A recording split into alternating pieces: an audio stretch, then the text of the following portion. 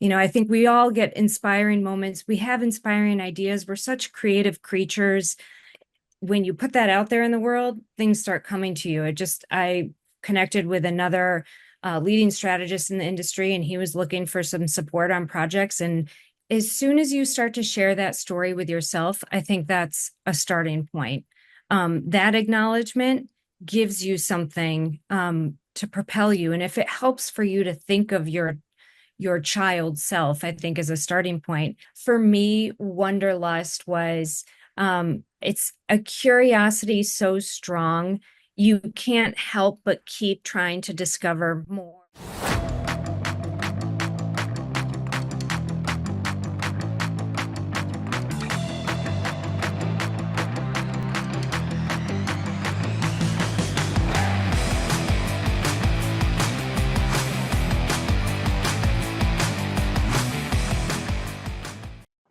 Hi, I'm Greg Voisen, the host of Inside Personal Growth, and it gives me a great pleasure to introduce to you one of our sponsors today, Thais Gibson from the Personal Development School. Now, your personal attachment style is one of the most powerful forces in your life. It shapes your relationship, your self-worth, and your beliefs. What if you had the power to become securely attached? You'd be able to build stronger connections and heal any relationship. Attachment expert Thais Gibson from the Personal Development School has pioneered a transformative, practical approach that will change your relationships forever. The first step, discovering your own attachment style.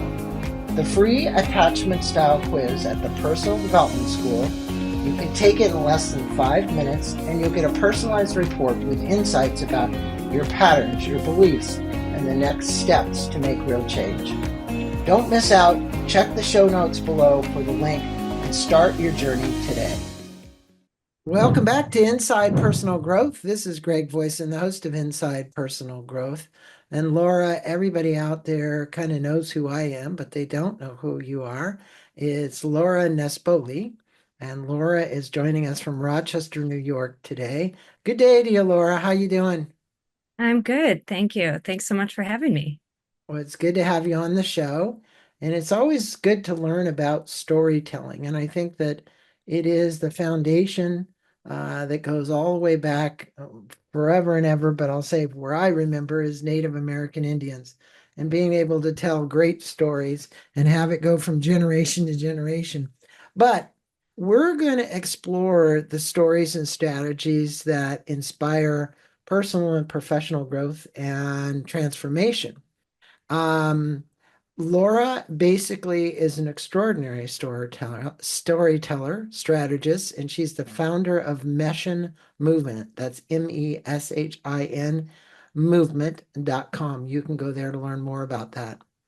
With her background that seamlessly blends creativity and strategy, Laura is passionate about helping brands and individuals uncover their authentic narratives to create deeper, more meaningful connections.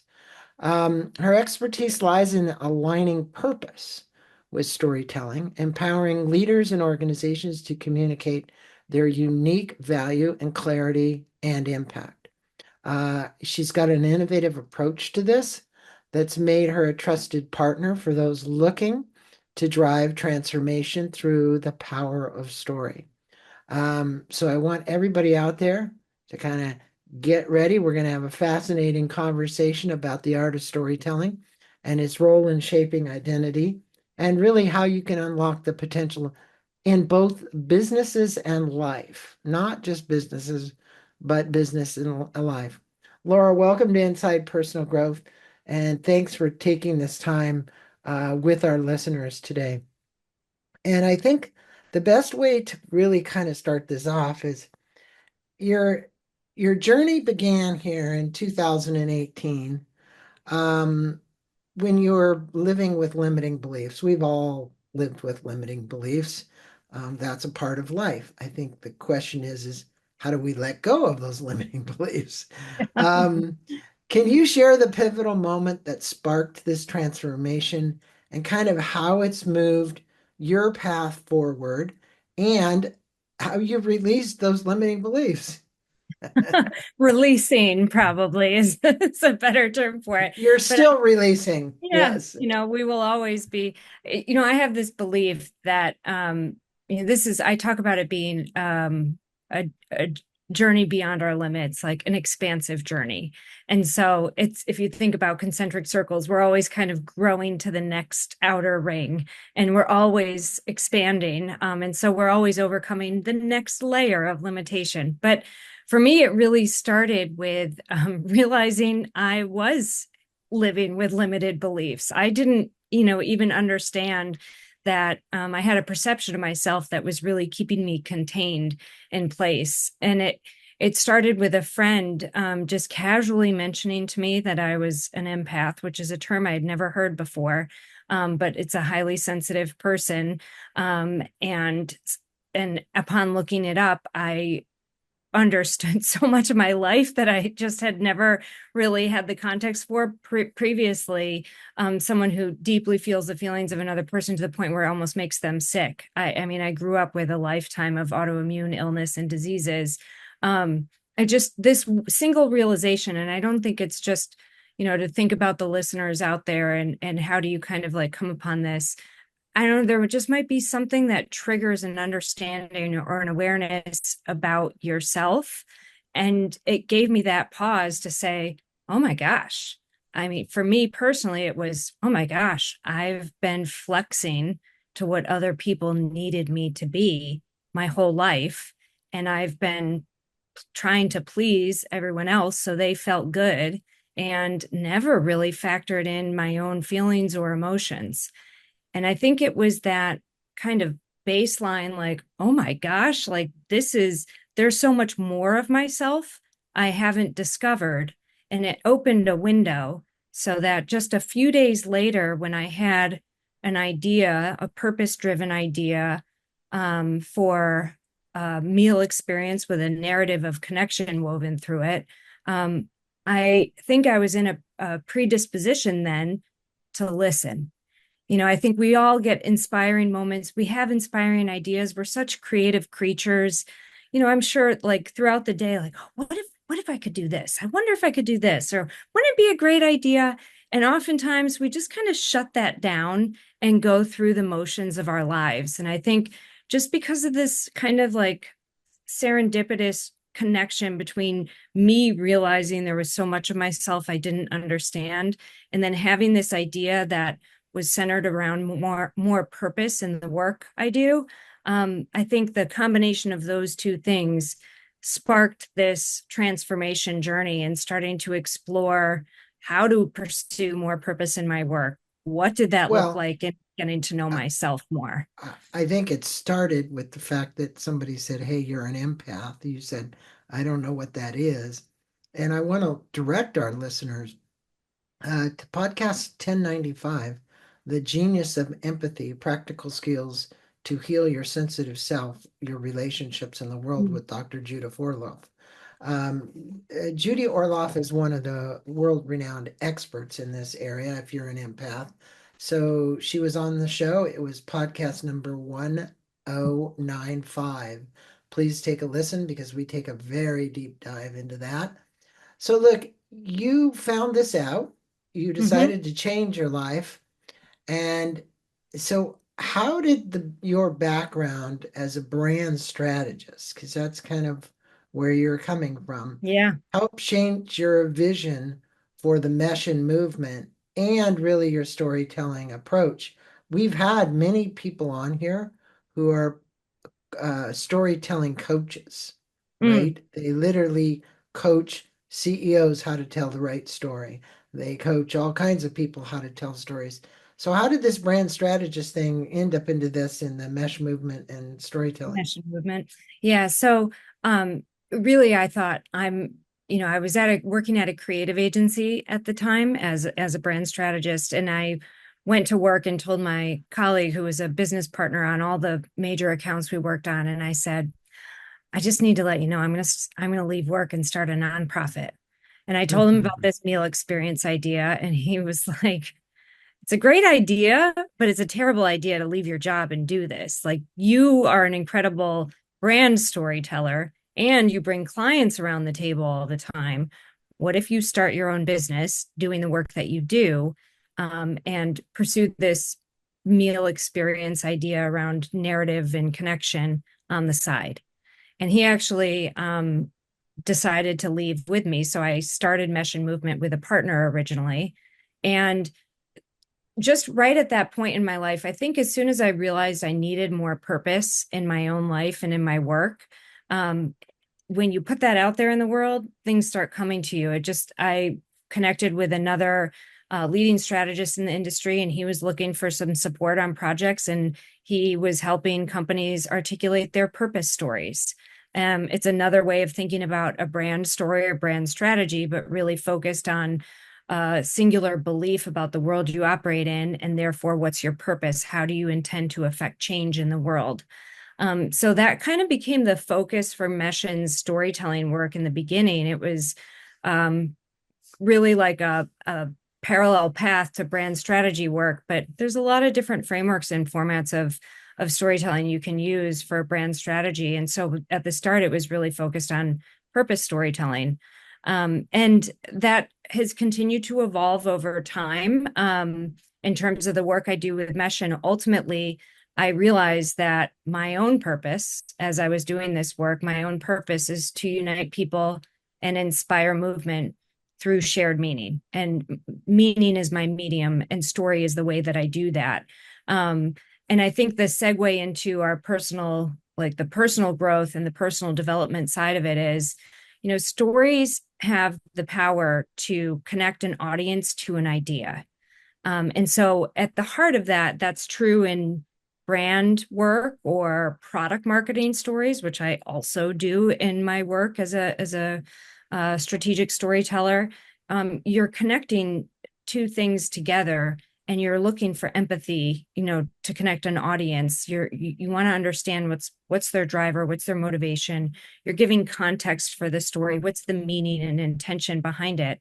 And I realized, and I know that we'll probably go deeper in my own transformation journey at a certain point, as I was parallel pathing this sort of focus and evolution in my brand strategy work, I was going through a really significant transformation journey in my personal life.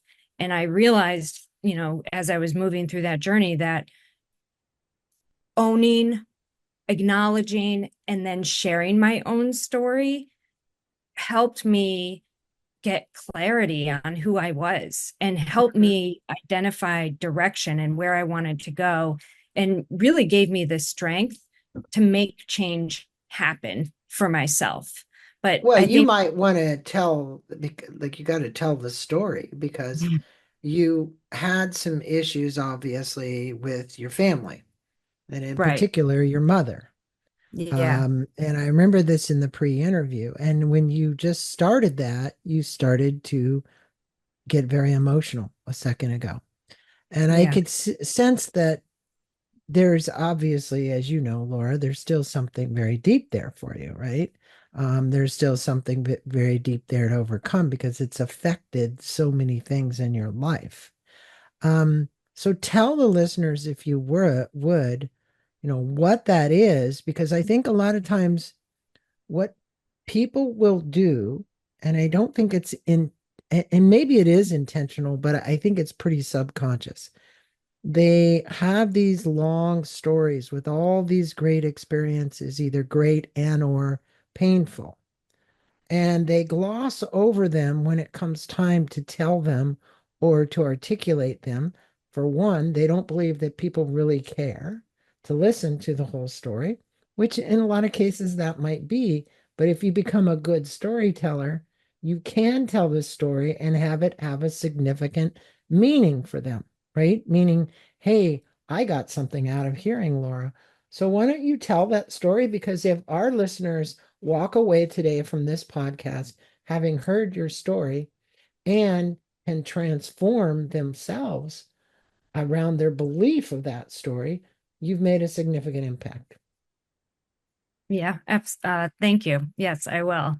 Um, so my story begins with little Laura, and I grew up as little Laura, believing my feelings didn't matter. So, you're correct. My mother is someone who really struggles to acknowledge challenges, and she really holds on to certain belief sets to help her excuse away difficulty. And it just so happened that in 2020, when the world was basically upside down, um, her inability to acknowledge challenge during that time pushed her into sort of extreme beliefs that were just so um, conspiracy theory beliefs that were so difficult to comprehend.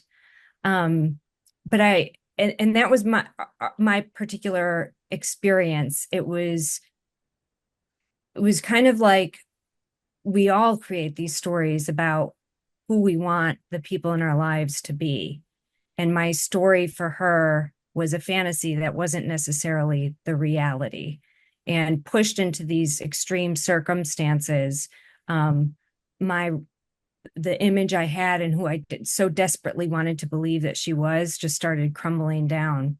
Yeah. Um, During this time, I was coaching for an incredible youth organization called Girls on the Run. And as a coach, I had to take pretty intensive training to identify abuse, emotional neglect, difficulty with the girls on the team. Their ages 9 to 11, and what kind of context they bring to the team. And so, to help the coaches identify the context for those kids, they actually help you do that for yourself first. And they had this exercise that was like filling out a story of your child self. It was like Mad Libs, where you have a fill in the blank. And the blanks were things like favorite sounds from your neighborhood. Um, what was your childhood nickname? Fond memories over holidays. What do you remember most about, certain things? So I filled in the blanks and I read the story of little Laura. And it was like stepping outside myself and seeing my life experience through someone else's eyes. And this was happening in tandem with confronting my mom's, kind of falling away into conspiracy theory, and I it just it, Well, your mom became a member of QAnon, right? she So, wasn't a member. She kind of fell into that belief set. okay. And I think it was more demonstrative of a larger pattern in my life that my mom needed really strong beliefs in sort of extreme circumstances to justify away difficulties. So it was like an escapism sort of method for her, which just made me realize how much as a child, like any challenges I had were really hard for her to acknowledge. And that's where that like neglect, the inability to see me, and me growing up feeling like I didn't matter and I shouldn't be seen. But it kind of came crumbling down. And it was really that realization and seeing my story from the outside.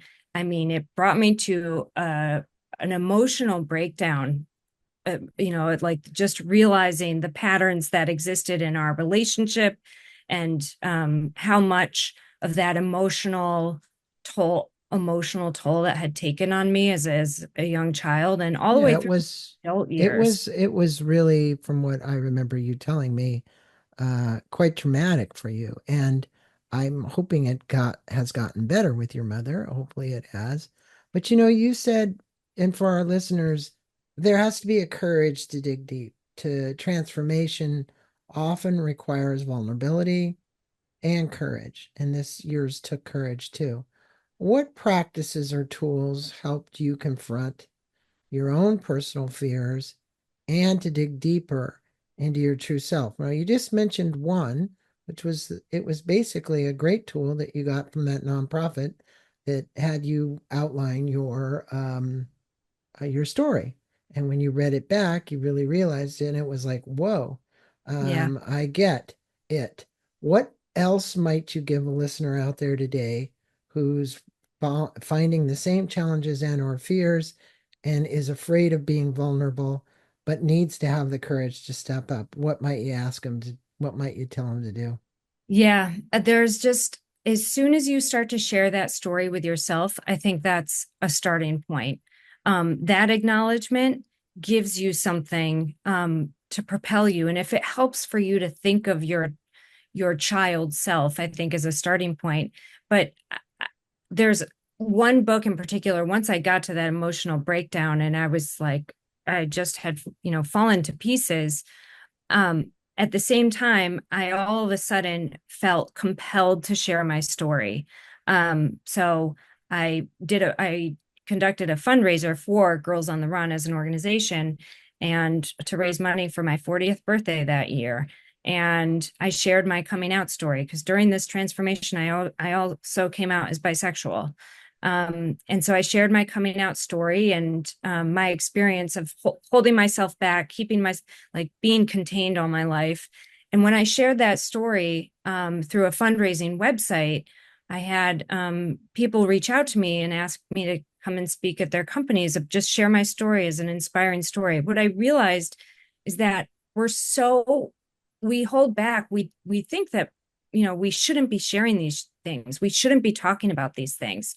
But the reality is, you share one little thing and it ignites a vulnerability loop. When you share that with someone else, they share something of themselves with you, and it's almost cyclical. So there is like sort of this flywheel mechanism when you're able to get over that hurdle and just share a little bit of yourself in the right space and environment.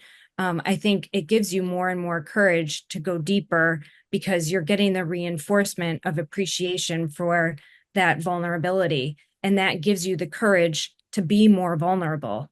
Well, Um, it's the shadow side of yourself, right? And that shadow is always there, and it can actually create real challenges for people kind of always living in that shadow, right? So, mhm. you basically inspired others through all of your storytelling, through what you've done, not only in your personal business, but also through the Meshin movement. And the Meshin movement is about dinners, sharing dining experience, right? Um, how did you know, basically take this Meshin movement that you were saying you had a partner in, he's no longer there now, but literally you're running it.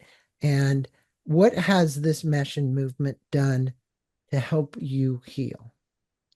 Well, it's so Meshin Movement is more than just the Meshin meals. I do those as also a fundraising mechanism and storytelling piece. But it's really a way for me to fulfill my purpose, uniting Hmm. people, inspiring movement. So the meals is one way to bring people together around the table and raise money for nonprofits.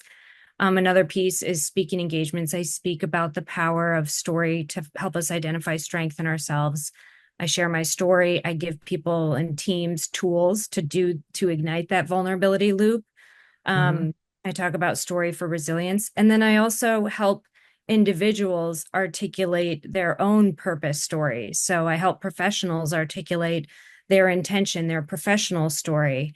Um, it's Now, can our listeners go and get crib sheets from you off of your website, or can they just reach out to your email address if they want to and say, hey, you can reach out to Laura, we could put it in the blog entry Yeah, for you to give them some of these tools that you have? Is that an offer that absolutely. you're okay to Yeah. work with? Okay. Okay. Absolutely. If anyone's interested, please reach out, Laura at meshinmovement.com.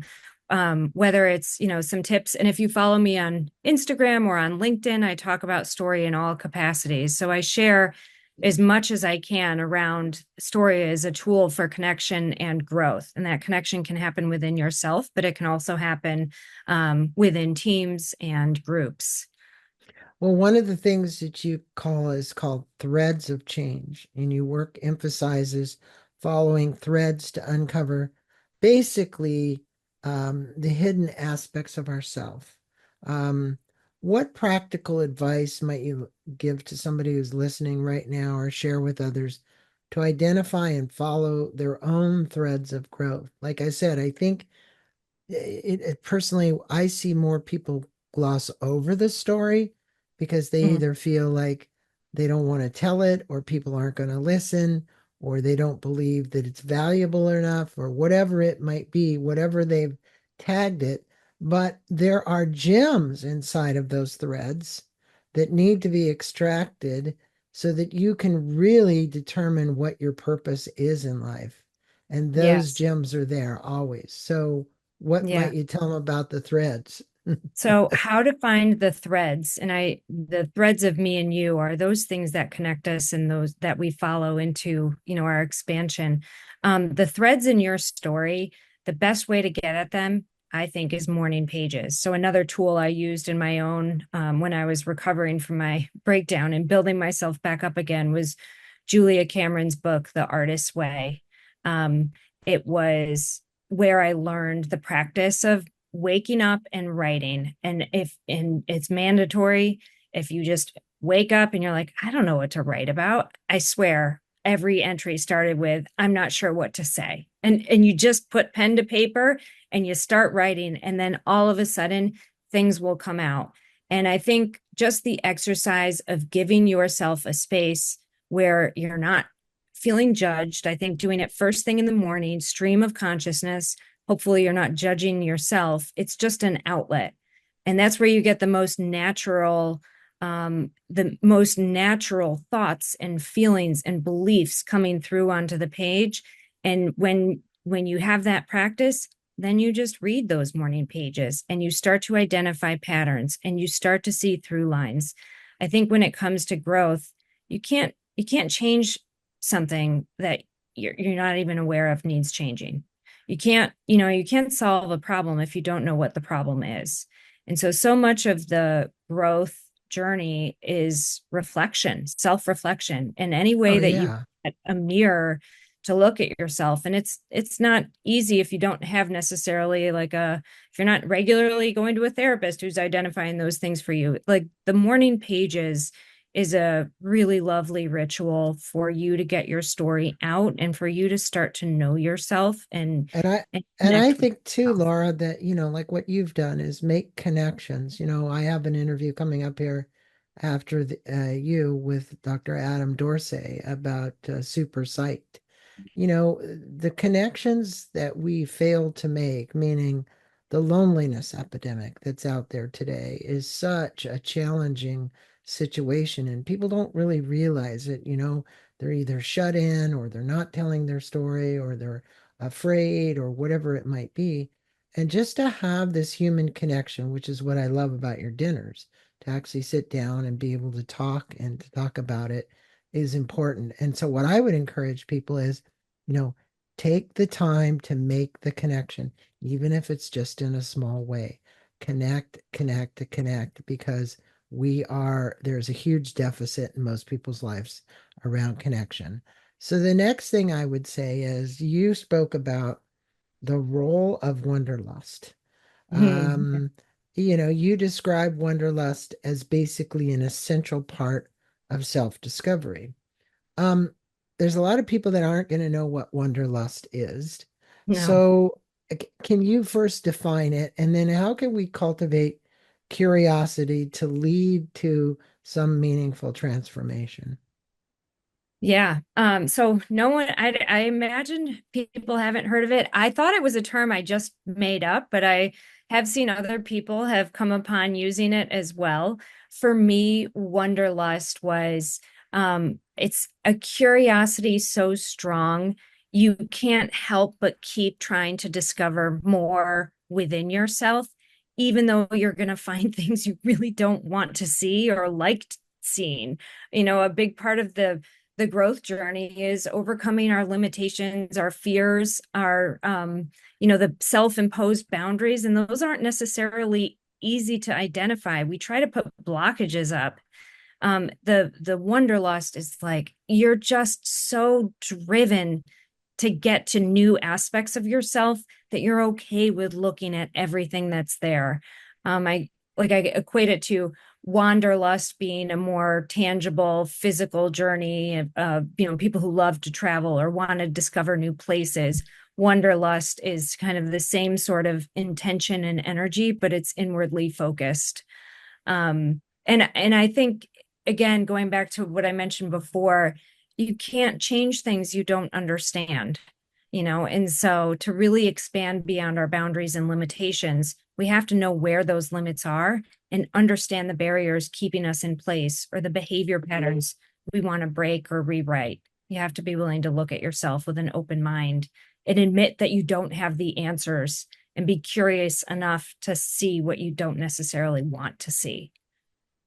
Well, and again, a lot of the reason we don't want to see it is because we don't really want to accept it, but we actually turn it into a it becomes part of us. But again, I'm going to say a lot of times it's the shadow. It's the side of Laura or Greg that we don't want to reveal to others, but we know that it's there. And in your case, it was maybe just being bisexual was one of those that you had to, as you said, come out. My sense is that, you know, when you're an empathic, those kind of feelings are so strong, right? And so for somebody, but for other people who are listening today, they're not as strong. They're like, hey, I can live this shadowed life and it doesn't matter. And I can go to my deathbed with the whole shadow, right? And Hmm. I would say probably lots of people do, but you're giving people a chance through story, vulnerability, courage to actually come out and be able to do this. And I just want to encourage my listeners because this is a great opportunity, whether you do it with Laura or by yourself, or you get some of her prompts or pages or things. It's an opportunity for you to look at a side of yourself that maybe you haven't been willing to actually face. And whether it's a relative, like in your case, your mother or somebody else, a brother or a sister that you're having conflicts with, this is a reason or way for you to take a look at it. And you also can look at the history that you think or that we don't think we know help to cause these issues that you've got that you're hanging on to. So Yeah. let's go sum this podcast up around Meshin Movement. Again, you said it isn't just about the dinners, but the dinners are one thing. So looking forward for your vision, because this is like, hey, this is Laura's vision, this is her story. How do you hope this continues to inspire connection and change the world? And if our listeners go to the Meshin Movement or meshinmovement.com, what do you want them to learn and what do you want them to take away from? And how can you help them today? Yeah. Um, well, I think what I've done with Meshin, it gave me space to combine a lot of things I love to do in strategy and story work and social impact, and have them ladder up to a singular purpose.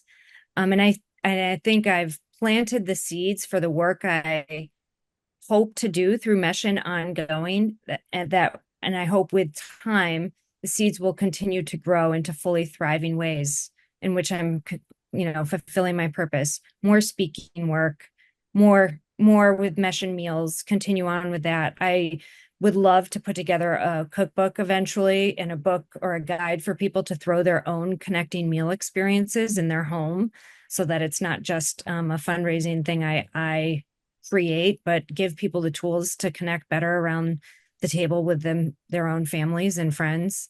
I'm writing a book about my story. So all of these ways, just continue doing storytelling work for for myself, but for other people. And again, going back to that idea, like, I think that we all are connected through our experiences. The details of my growth journey are very specific to my life, but the broader beats on this idea of what unites and connects us all is a lot stronger than we might think in today's disconnected age. So really just nurturing it and keep plugging away and bringing that purpose to life. Yeah, well, while you're working on your book, and I want to let my listeners know that I storytelling is so important. And when you go to the Meshin Movement, you're going to see her storytelling services. So, strategic narratives, purpose articulation, brand strategy, core messaging, discovery research. And she helps you to go through all of this. So, it's one-to-one story clinic office hours, which she's got there. Definitely go check it out because she's there. And for those of you who aren't familiar with this, storytelling inside business and our personal stories is a big deal. And many, many years ago, 20 plus years ago, I connected up with Karen Dietz. And Karen wrote the Business Storytelling for Dummies. She also created a book around that, the Dummies book series, and Lori Silverman. So there's also, I don't want to call it, isn't an association for storytellers, but there is. It's a pretty big deal. And I would just encourage you, whether you're doing this for business or you're doing it for personal growth and development, it's great to be able to get your story on paper. It's great to then to be able to articulate it. It is what people want to hear. And if you're doing your, as Laura could say, your 1 minute elevator pitch when somebody asks you what you're doing in business, it's good to have it in a story format because that's the way people want to hear it, so that you encourage them to ask more questions. Anything else you want to sum up our podcast with here today? Yeah, I mean, we've talked a lot about the personal storytelling side, but I do this storytelling work for professional stories. And to your point, a single page, here's what I believe to be true about the space I operate in, and therefore my purpose in the work that I do.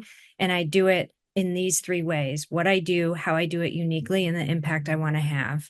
And I go through that exercise. I'm actually going through a story immersion with a client right now. And it is so revealing personally as well. Like what motivates and drives us professionally is so tied to who we are. So it's such rewarding work for me to get to tell people's professional stories and have them say, I didn't even realize this about myself. And it's just a lot of clarity there. So, I yeah, just tell people that are listening that have listened this far, so far to the podcast, take the time. It's valuable insight. It's great discovery. It gives you an opportunity to clarify your message to the people that you're actually marketing something to, or you're yeah, working for, or whatever you're doing. Because people love to have the clarity, and the story is a very poignant way to actually accentuate what it is you do, however you tell it. So yeah. you are a master at this. Thank you for being on Inside Personal Growth and sharing your story, both personal and the fact that people can go to Meshin Movement. They can learn more about how Laura can actually help you in your business, right?